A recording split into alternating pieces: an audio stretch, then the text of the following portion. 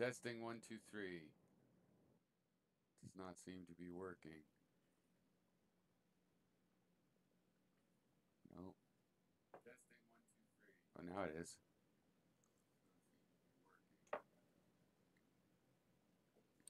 It's working. Now it is. Well, I'm glad I checked. It's working. Okay, so, you know, I think people don't understand statistics. They don't understand mathematics, how we get math from data. And so I figured I'd talk about that. I still don't see myself as trying to convince you that this works. I'm just showing you how it works using this great tool, Desmos. It gives all these wonderful tools to it. Okay, so first of all, we have these 5 points, and we're going to be arranging them, and trying to fit a curve to them. So let's say it was like something like that, maybe a parabola. Like that's a ball that's been thrown and there it went through the air. Okay, we're going to do that in a second. And we're going to try to model that. So this is our data, right? These points would be our data. I can move them around. Here's a little table over here.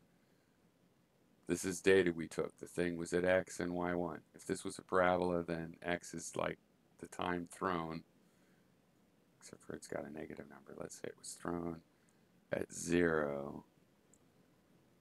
Goes off like this. We'll actually be using all kinds of data. This doesn't matter. Okay, so that's our data.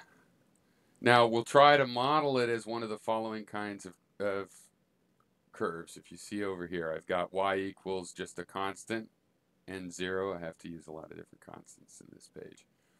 Right? We'll have a linear thing, and that's just going to be, what is that going to be? A horizontal line.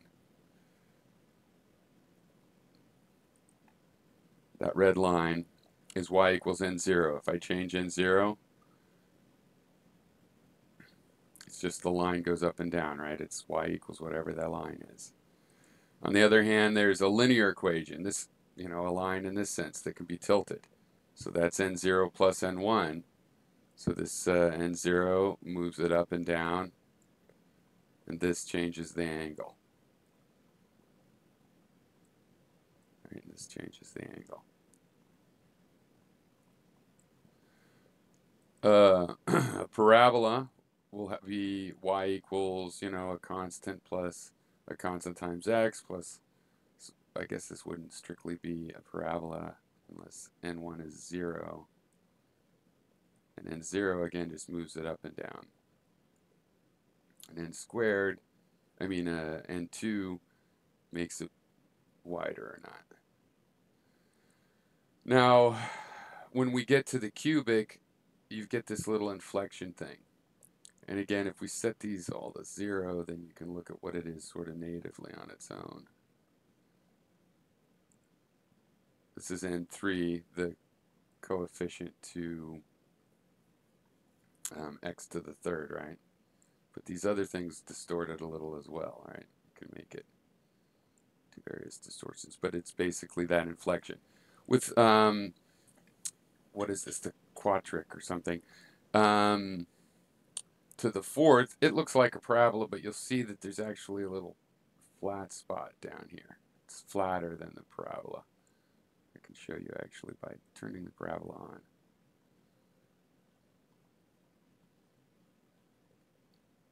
See, it's a little bit flatter down here. But all these are zeros. If I put it up again, you can, the other values up, you can see the kinds of distortions that it can have. And x5 to the 5th will be like an x to the 3rd again. It'll do an inflection, but there can be an extra bump, and so on. All right, and trying to fit a curve is trying to find all these coefficients such that the curve you create goes through the points. And that's done with regression. And I'm familiar with linear regression.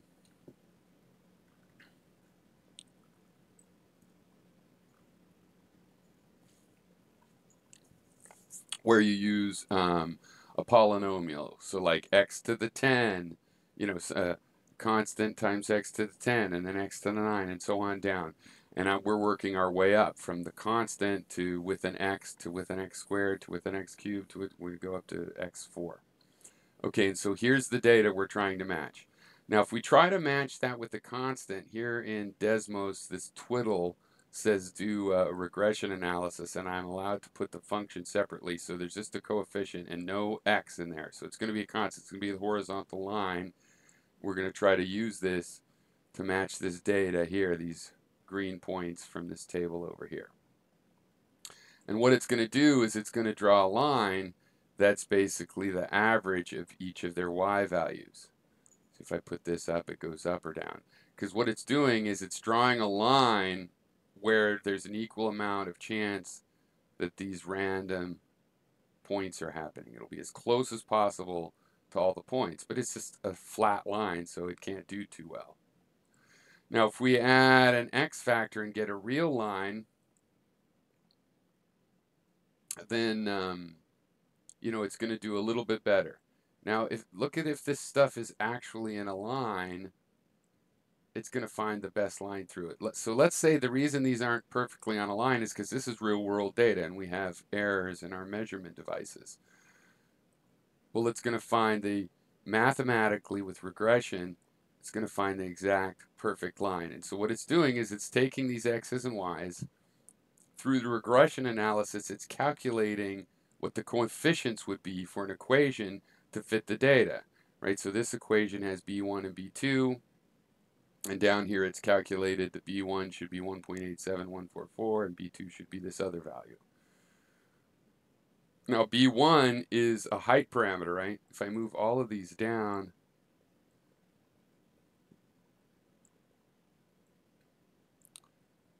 then that constant is going to prove to be able to be pretty close to 0. But if the data is like I had it before and it's more of a parabola, it's not going to fit too good. But mathematically, that's the best line that can try to get close to all of those points, but it can't quite get them. Okay, now I can try a parabola, and since you could see just by my eye, I've sort of hit a parabola, it should do pretty good. And it does. Okay, but this one doesn't do so well if it's not a parabola. If it's not a parabola, it's got to do the same thing that the line was doing and just, do its best. Here, I'll make it a pretty good parabola again. Okay, so let's go up to cubic. Now we already know, so here's the parabola. It's a constant plus a constant times x plus a constant times x squared. Right, the cubic's the same thing. I have different constants there, so they're d there with an x cubed factor. It's doing the same thing as above, but it's got more parameters to work with. Instead of just the 3 c's, it's got 4 d's. Okay, look, it goes right through the points again. But look, I had already made it pretty much equal to this parabola by moving the points. I cheated a little bit to make it fit there. And when that's the case, what you're going to get is this D3 is very close to 0, right? It can improve a little bit on the parabola, but not much. So if that really is a parabola, and the reason the points are off the parabola is because of measurement error, this extra term was not needed. And similarly, if I do the x to the 4, the system is smart enough to know that both f3 and f4 are very close to 0, because it's already pretty much got it with the parabola. Okay. But if I mix these up, we don't have this situation. Okay, so the red one is the cubic. Right now it's just swerving through. The purple one is the parabolic or the quadratic, and it's just swooping in between these points. This green one, the fourth, it goes through each and every point exactly, which shows you how this technique can, if you don't have enough points, if you have a high enough power, you can always match the points exactly. So right now, this power to the fourth with 5 points, no matter where I move the points, it can do fine. everywhere it can go through. A function to the fourth power is able to go through any 5 points you want, at least to the resolution that this software is providing us, right? These pixels are only a certain size.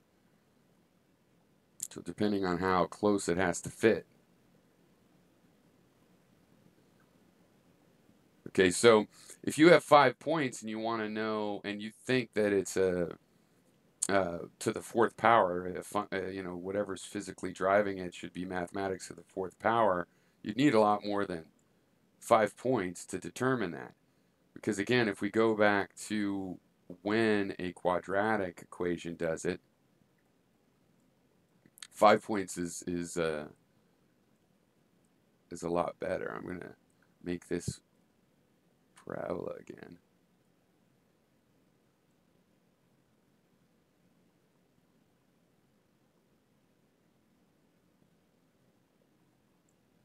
Now the parabola fits pretty well. Look what the 1 to the fourth power does. It starts heading off in the other direction because it's actually hitting the points more accurately, but that could be because of error in the measurements.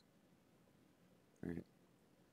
So this is how we match formula to our equations.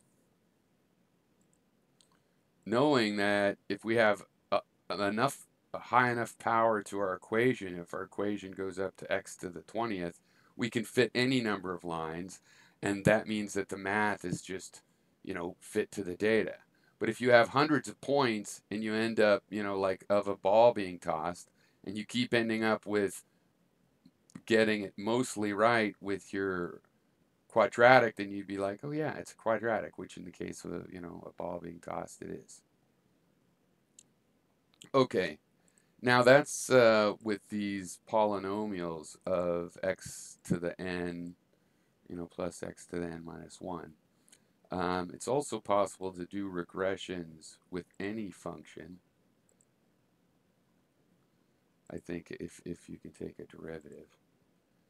And so I have a sinusoidal function. So here's a function where it's got these coefficients of, it's got sine times sine plus sine, right? So there's a constant that's going to move it up and down. There's g1 for the magnitude of a sine with an h1, which would be its frequency, and a g2 and h2 and g3 and h3. And this regression calculates the value of all 7 of those that best fits these points. So it's a sine plus a sine plus a sine. So they can kind of, sine is a wiggle, and so it can have a wiggle plus another wiggle at a different frequency plus another wiggle at a different frequency, with all the wiggles being the sine waves at a different amplitude. Plus it's allowed to just put a constant to move that curve up or down. And as you see, it can always fit them, but the curves can get weird, right? So it's hard to try to put this in the sinusoidal form. Now look, if it gets right here, if I put this underneath here, it has to go so steep that in order to hit all the points, it just ramps up these frequencies. Like the H3 is at, H2 here is at 19. So the frequency is at 19. So it's going 19 times faster than the H1, which is at just about -1, so that it can go up and down and hit all those points. So depending where I put all these points, it has to work harder and harder at things like that. Now there's an interesting thing. It found a nice calm wave. Most of the components are, in fact, have good values. The smallest one's 200ths. That's small, so at H3, it's gotten rid of that. The final sine is, it's pretty much the 2 sine waves.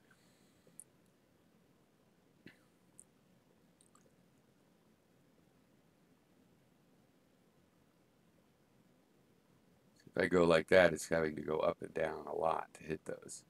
And then outside, you know, there's whatever the remaining wave is. So if you thought that function matched the phenomena, one thing you do is like, okay, well, your data is all in here.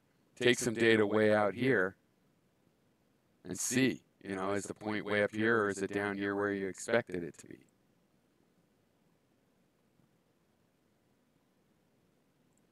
Oh, I like that.